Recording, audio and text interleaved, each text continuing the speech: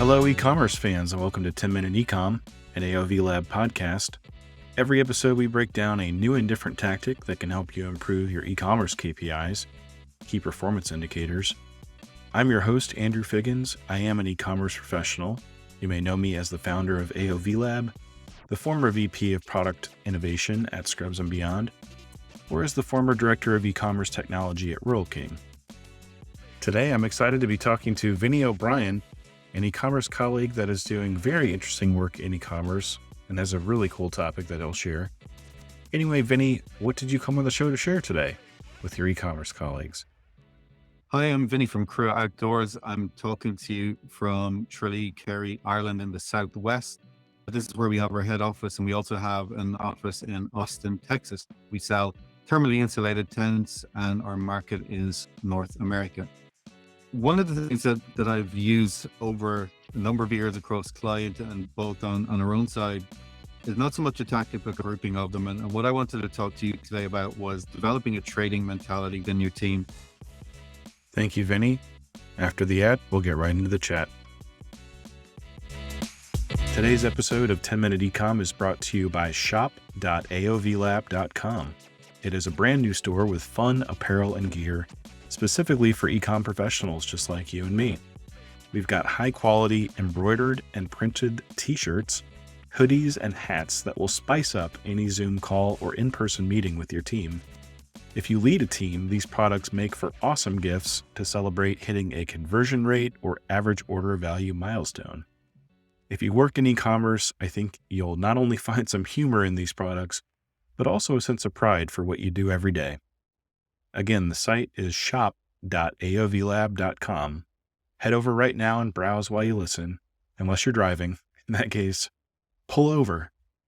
You've got to see and share these products.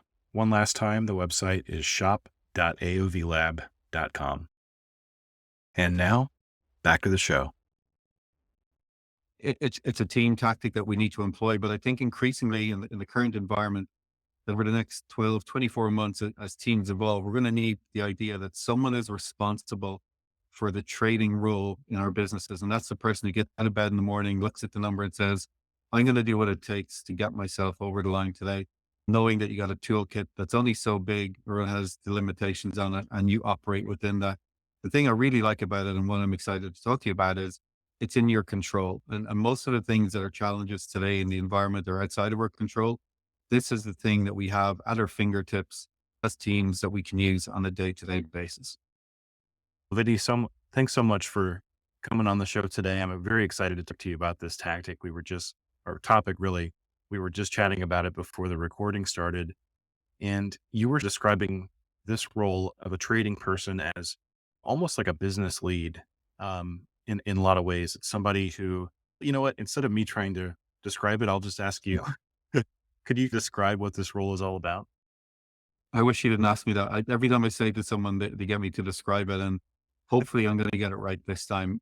It's the person that comes in every day to pull the strings with the tools that you have in your business to say, okay, what are the things we're going to do today to make the number that we need to? So it's not a strategic role. It is in itself a tactic. It's that person that understands all of the marketing levers that you have, the operational tools that you have, and they understand how to put things in place. So it's not someone who comes up with concepts. They say, this is the thing we're going to do, and this is how we're going to do it today.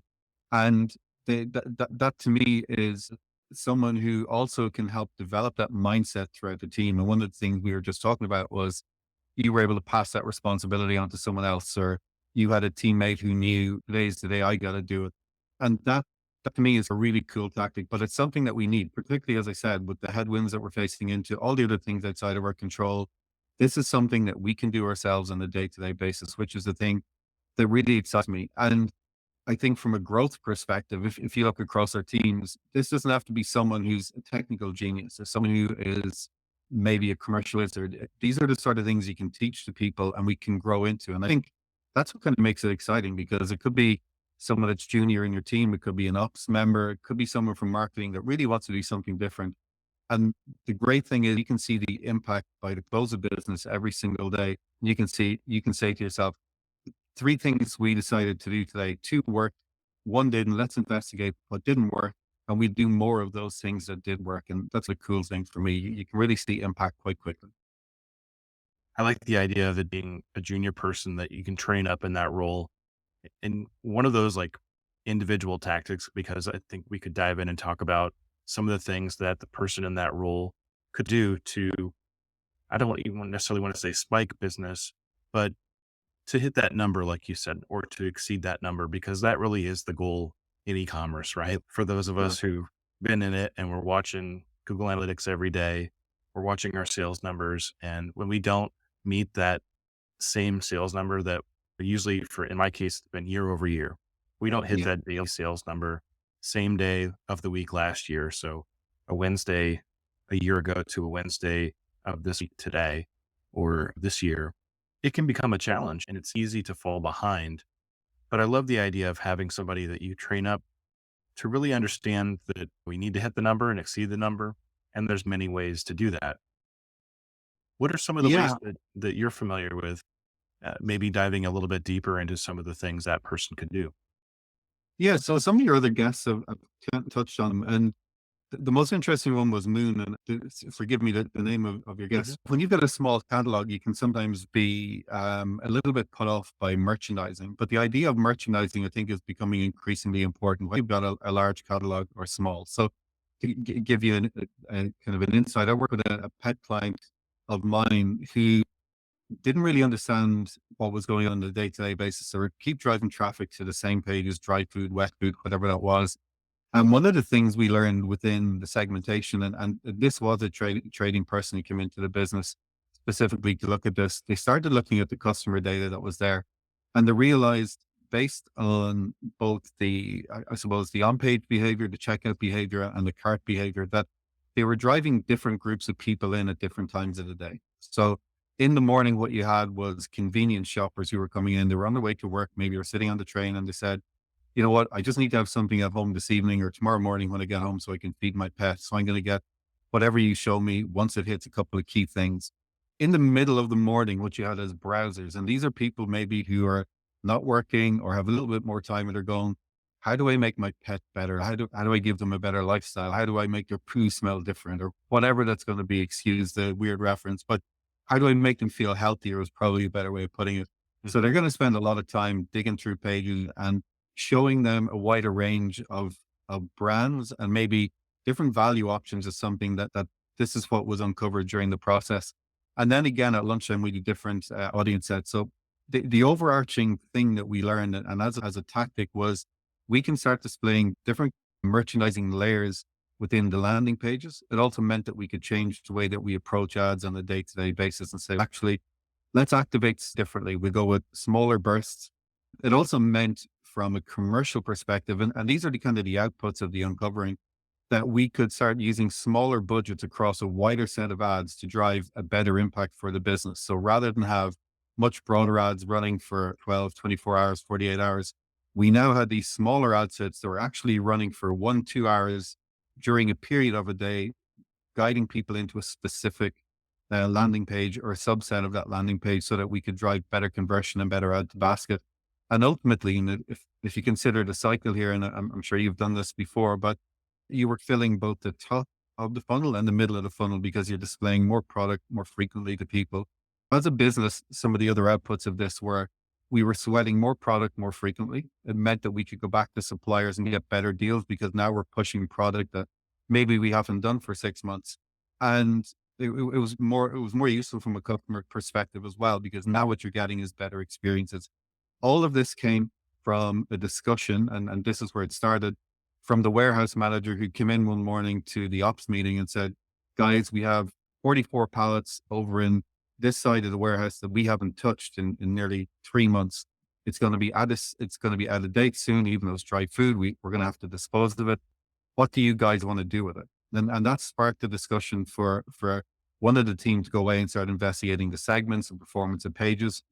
And when you think about all the things that are incorporated there, there's 4 or 5 different roles involved, but it is something that's in one person's control. And then you can start talking to all the different people. And if you've got agencies involved, you can describe the behaviors that you want to elicit from people as well. So overall, what it meant was we're getting a better result. And I think you can use that same approach no matter what size business you're in, big, small, and in the moon example, it was really good to see they were testing different commercial propositions, which is going to be so important this year because customers want to see value, they want to see difference. They don't want to come back and see the same thing over and over again.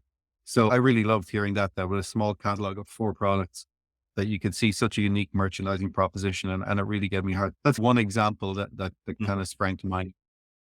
I love how many levers there are in e-commerce, right? Like we've talked about a few of them already. I think that relationship between suppliers and the retailer or the brand, super important. The warehouse you mentioned, just having that connection and that connectivity between the ops team and all the different areas of the business. Mm. And in my experience, it's been a warehouse leader and maybe an internal operations leader, a merchandising leader, a marketing leader.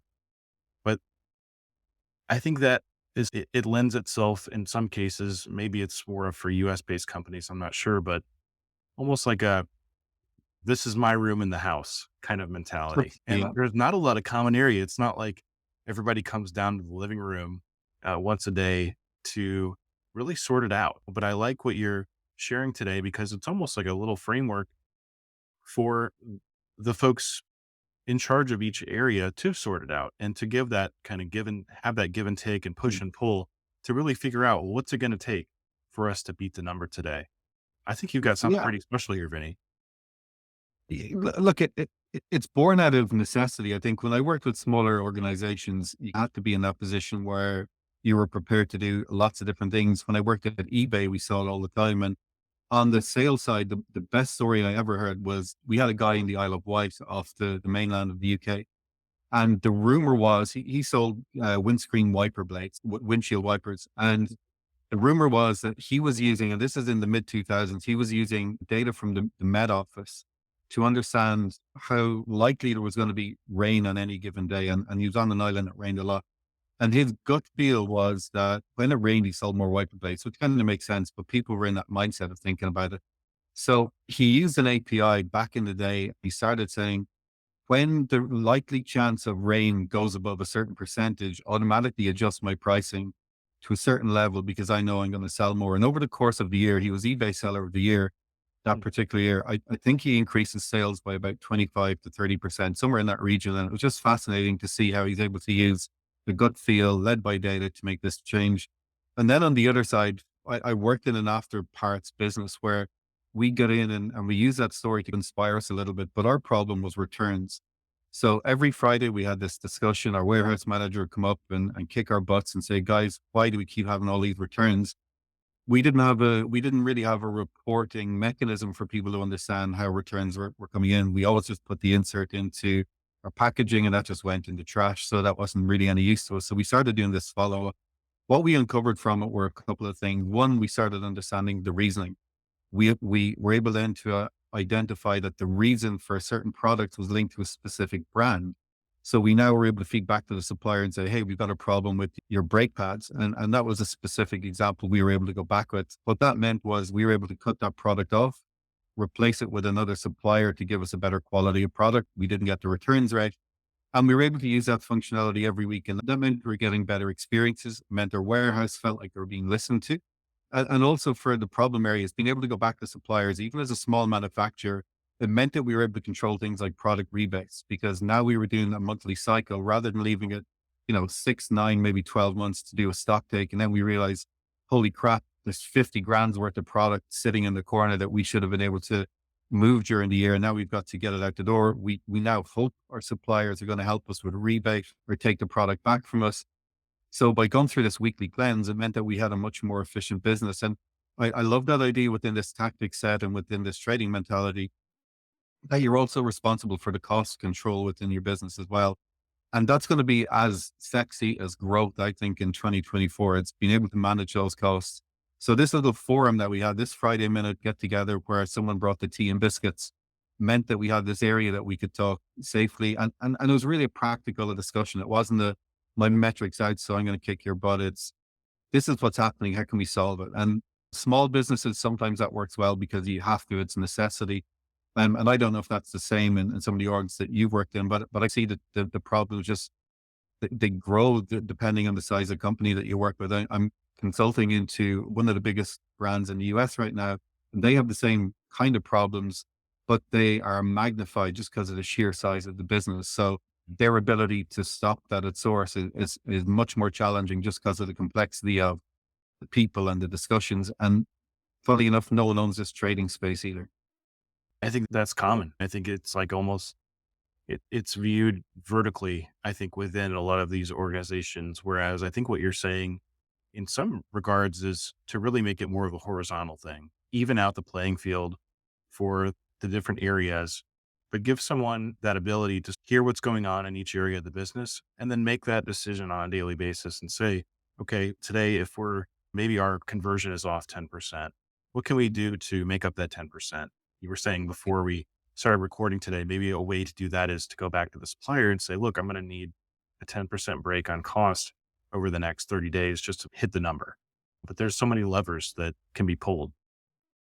I think so. And from the supplier relationship point of view, it's great that someone is proactive enough to pick up the phone and say, "Hey, help me out here," because you have a chance at least to solve a problem. If it's left till month end or quarter end, you're then talking about money, which is not really in anyone's interest. But I think if you're able to pick up the phone, you strengthen relationships, and that horizontal approach that you talk about, to me, that's necessary. You need this person floating between departments to understand what's going on, and they get to know the people that they're working with as well, which I think is really important. From a workflow point of view now, where a lot more of us are remote and in these areas where we feel a little bit siloed, that person is so important.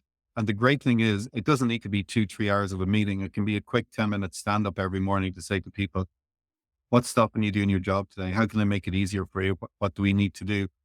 That cumulative effect over a trading period of 12 months is so, so impactful.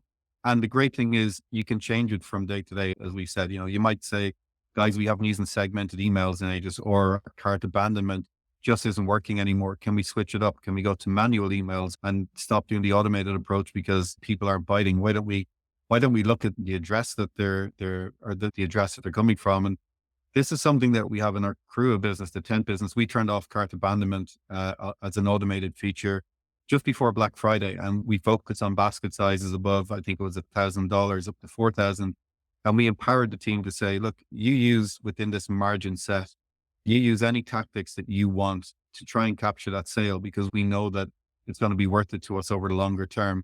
And that empowerment meant that we didn't have to check on people every day. We didn't have to look at monthly margin reports, because we knew that was all in there and it was empowered in people. And it was great because you're looking at people trying to convert, and they might be in, I don't know, they might be in Philadelphia and the Eagles were beaten last night. You can say, tough luck, Eagles. Not that you get to say that Conversion much goes anymore. down.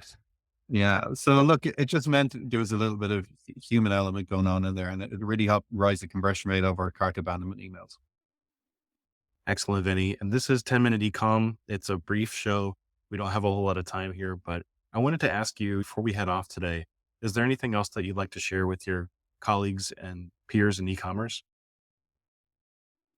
Yeah, I think it's keep an open mind. I think one of the best tactics that I've picked up over the last 10 or 15 years is being open to seeing what other people are doing. Another great thing to do is walk the shop floor. So come in every morning, check your links, check that merchandising is good, check that ads are running, all those little basic things. And then the other thing is have a look at what competitors are doing. Like, there's only a certain number of things we can do in e-commerce to get this right. And the way that I approach it, and this is how I leave it, is it's stop, start, do more of. So stop doing the things that you see repeatedly don't work. Start doing something new to test. And you've talked about A/B testing and that as a tactic, and then do something new. So what are those things that you want to test yourself within the business? And sorry, do more of, I should have said, was the final part. Do more of the things that repeatedly work, and use them and amplify them, and make sure then that you measure them and see what's the point at which maybe you need to change it up. So stop, start, and do more of would be my final tactic to anyone who's listening. Really appreciate your time, Vinny. I'm tempted to change the name of the show. I think it might need to be 20-minute ecom or 30-minute ecom today, just because you've brought so much awesomeness to the show and in-depth knowledge. So really No, appreciate your time again.